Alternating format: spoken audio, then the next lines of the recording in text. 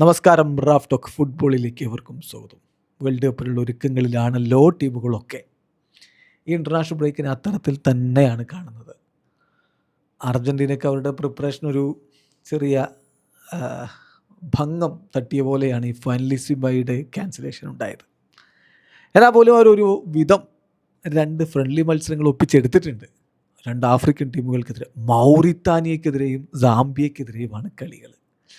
അതിനുള്ള ഒരുക്കത്തിലാണ് ഇപ്പോൾ ടീം ഉള്ളത്. പക്ഷേ ഇതൊന്നുമല്ല യഥാർത്ഥ കളി വരാനിരിക്കുന്നതേ ഉള്ളൂ എന്ന് ഇന്നലെ എൻസോ പറഞ്ഞില്ലേ. കഴിഞ്ഞ വേൾഡ് കപ്പിന് പോകുമ്പോൾ ഞങ്ങൾ ഹൈ പ്രൊഫൈൽ ഫ്രണ്ട്ലി കളിച്ചിട്ടാണ് പോയത്, അല്ലല്ലോ, എന്നിട്ട് കപ്പടിച്ചില്ലെന്നാണ് അദ്ദേഹത്തിൻ്റെ ചോദ്യം. സംഗതി ശരിയാണ്. അപ്പോൾ കോച്ച് ലയണൽ സ്കലോനി അടുത്ത വേൾഡ് കപ്പിനുള്ള സ്ക്വാഡ് ഒരുക്കിക്കൊണ്ടിരിക്കുകയാണ്. അതിൽ പരിഗണിക്കപ്പെടാതെ പോകുന്ന ചില താരങ്ങളുണ്ട്. ഒന്ന് അലയാൻഡ്രോ ഗർനാച്ചോ ആണ്. ഗാസ്നഡൂൽ റിപ്പോർട്ട് ചെയ്യുന്നു, at the moment Alejandro Garnacho is not even being considered for the world cup squad by Lionel Scaloni. World cup സ്ക്വാഡിലേക്ക് അദ്ദേഹത്തെ കൺസിഡർ ചെയ്യുന്ന പോലുമില്ല. അതേസമയം ചില പൊസിഷനുകളിൽ കടുത്ത പോരാട്ടം നടക്കുന്നുണ്ട്. എമി തന്നെയായിരിക്കും പ്രധാന ഗോൾ കീപ്പർ നമുക്കറിയാം. എന്നാലും മൂന്നാമതായിട്ടുള്ള ഗോൾ കീപ്പർ ആരായിരിക്കും എന്നുള്ള ചോദ്യമുണ്ട്. മുസോ ഓർ ബെനീറ്റസ് അവിടെ ഒരു കോമ്പറ്റീഷൻ നടക്കുന്നുണ്ട്. അതുപോലെ അക്യൂഞ്ഞയുടെ കാര്യത്തിൽ പരിക്കിൻ്റെ ചെറിയ ഇഷ്യൂസും ഫോം ഡിപ്പൊക്കെ ഉണ്ട്.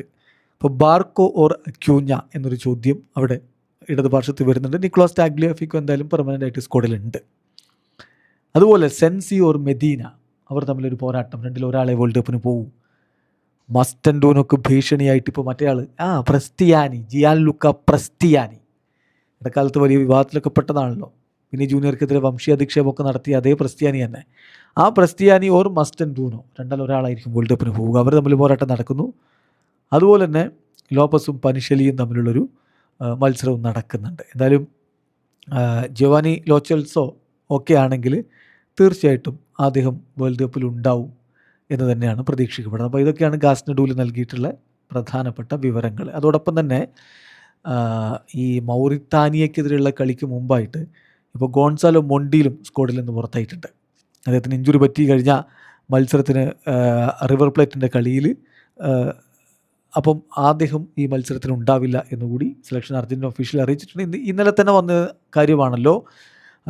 സ്ക്വാഡിൽ നിന്ന് ലൂക്കാസ് മാർട്ടിനസ് കോർട്ടയെ സ്ക്വാഡിലേക്ക് എടുത്തിട്ടുണ്ട്. അതുപോലെ തന്നെ ബലേഡിയെ സ്ക്വാഡിൽ നിന്ന് ഒഴിവാക്കിയിട്ടുണ്ട് എന്നുള്ളത്. അപ്പോൾ ഇതൊക്കെയാണ് നിലവിൽ അർജൻറ്റീന സ്ക്വാഡിൽ നിന്നുള്ള വിവരങ്ങൾ.